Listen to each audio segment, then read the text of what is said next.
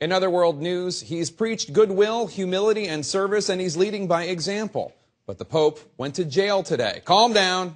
He went to jail to wash the feet of young prisoners, many of them Muslims and atheists, on this Holy Thursday. It's a twist on the tradition. Previous popes have chosen to wash the feet of other priests inside a Roman basilica, but that doesn't square with the new pope's no-frills style.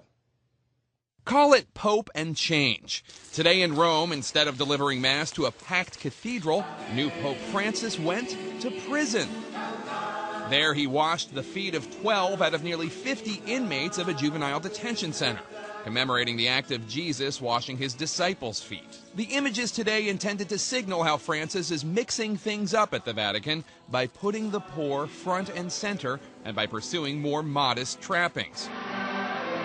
He kicked off Holy Week by riding through St. Peter's Square on Palm Sunday in a Pope-mobile without bulletproof glass, hopping out to greet the faithful and kiss seemingly every baby in sight.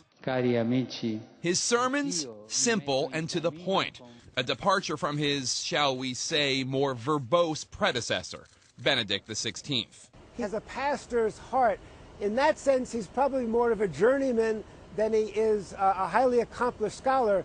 In the process, we'll all get on board with the journeyman, and they make the world work. Monsignor Kevin Irwin is a theology professor at the Catholic University of America.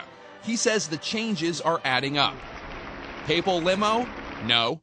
Francis is still riding the bus. Handmade red leather shoes? Those are gone too. And Tuesday, Francis said no thanks to the palatial papal apartment, sticking instead to a small suite at the Vatican guest residence.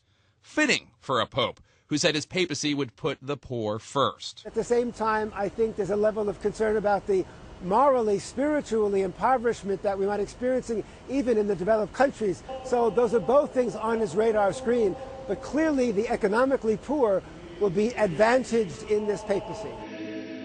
These shifts in tone are not the end. Irwin says the new pope is poised to shake up the Vatican establishment. During Easter, we all pray hard and devote ourselves to the Lord. But after that, Act 2 is going to be the personnel changes he makes. And I have a suspicion this is a very decisive man who will make those changes and want them to be for the best of the church.